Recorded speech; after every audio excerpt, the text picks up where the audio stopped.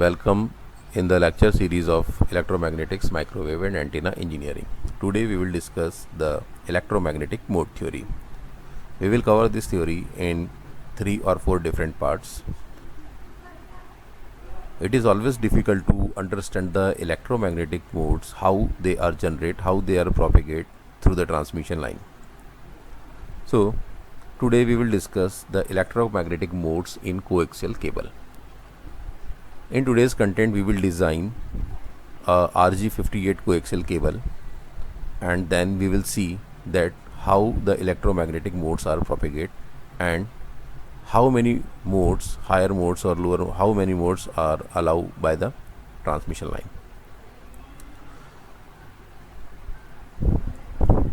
I would like to start my content by the name of two great scientists, Sir Jagdish Chandra Bose and James Clerk Maxwell.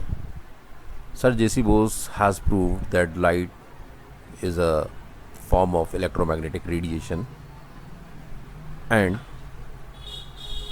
some other kind of electromagnetic signals are also there, like mobile phone signals and radar signals and many more. So the thing is that all the electromagnetic signals obeys the Maxwell's equation. It means if you want to design any kind of electromagnetic device or microwave device or antenna like structures, then you have to use the Maxwell equation to find the solution of them.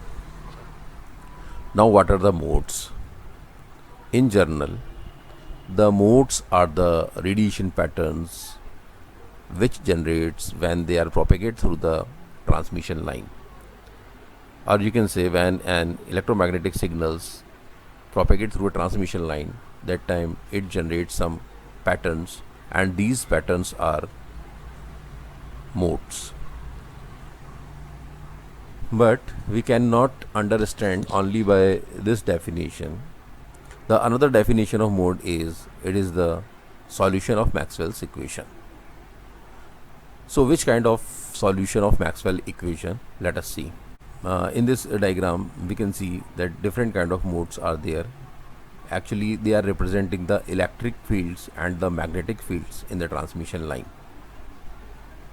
So how the electric and magnetic fields are distributed in a transmission line and how they are propagated is the modes. To understand in better way what are the electromagnetic modes, we create a set of electromagnetic signals, and in this set we are including all kind of electromagnetic signals like light waves, mobile phone signals, radar signals, Wi-Fi signals, all these are. But are all these signals independent to each other? And the solution of all these signals are mode? No, it is not so. So what are the modes? Actually there are some independent solutions such that all EM signals can be expressed as a linear combination of these independent signals. What is the meaning?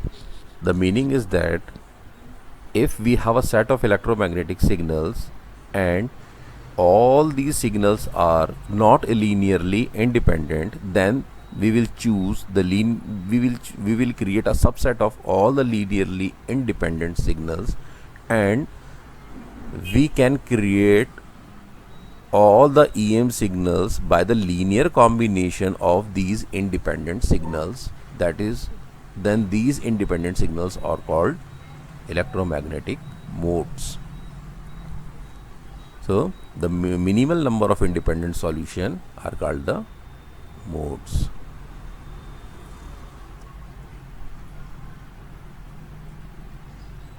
Now we can define the modes as the mutually independent solution of Maxwell's equation. As we have seen in this slide that we have a set of several electromagnetic signals, and if I want to calculate the mode, then it is not compulsory to do the to get the solution of all these electromagnetic signals. You have to choose only those signals which are mutually independent. So modes are the mutually independent solution of Maxwell's equation, such that every possible electromagnetic field configuration can be expressed as the linear combination of modes, and these minimal independent signals are the modes. What are the linear combination?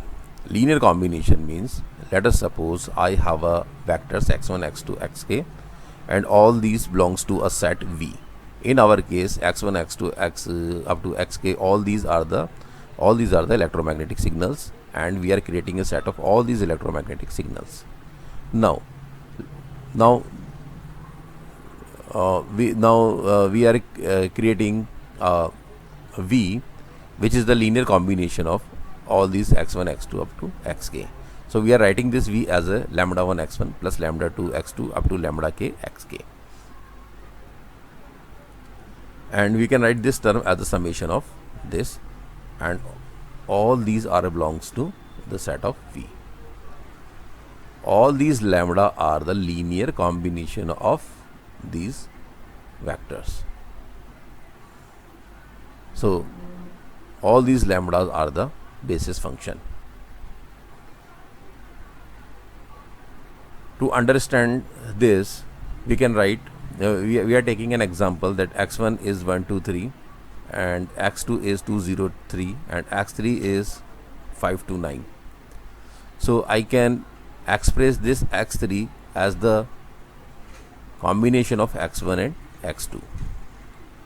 So x3 is the linear combination of x1 and x2. It means x1 and x2 are two mutually independent solutions, and x3 is creating by the linear combination of x1 and x2. Here lambda 1 is 1 and lambda 2 is 2.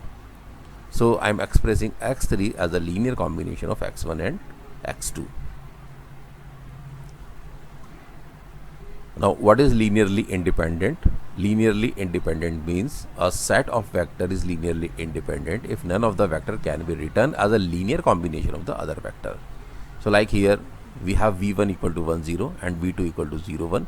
Now I cannot express v1 in term of v2. So v1 and v2 both are mutually independent. Here v3 is 3 and 4. Now we can write v3 as 3v1 plus 4v2. It means v1 and v2 are mutually linearly independent, but v3 is a linear combination of v1 and v2.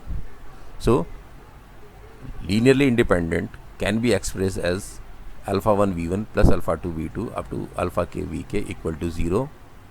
It is only possible when all the alpha i's are equal to 0. And what is the basis function? Basis function means linearly, if we have a set of linearly independent and orthonormal functions, so that is called the basis function. Now we will design the RG58 coaxial cable. The dimension of this RG58 coaxial cable, as from this data sheet of RG58 coaxial cable, we can see that the diameter of the conductor is 0.9 mm, and the diameter of the dielectric material is 2.95.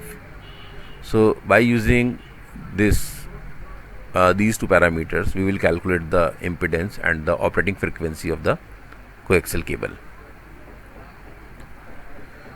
So first we will calculate the impedance of coaxial cable, and it is calculated by this formula 138 into log 10. This capital D represents the outer dia, and this small d is the diameter of the conductor, and epsilon r is the material of dielectric. So the dielectric outer diameter is 2.95, and the inner conductor diameter is 0.9. The dielectric constant of the dielectric material is 2.25, which is polyethylene, or sometimes we can use Teflon. Then Z naught will be equal to 138 into log 10, 2.95 upon 0.9 under root 2.25, and the result is 47.43 ohm. Generally, we design a cable with a characteristic impedance of 50 ohm. So 47.43 is close to 50 ohm. Now we will calculate the cutoff frequency, and the formula of cutoff frequency is 11.8 upon under root epsilon r into pi into d plus d upon 2. So we will put the value in this equation, and by solving this equation we will get the operating cutoff frequency is 33 gigahertz. In general, the cutoff frequency of a coaxial cable is 0. So we will see in the latter part of this course why it is 0 and other interesting fact of the coaxial cable. Now we have found the cutoff frequency of the coaxial cable, which is 33 gigahertz, and the characteristic impedance of the cable, which is 47 ohm. So now we will see the design portion and the mode propagation in the latter part in the next video. Thank you.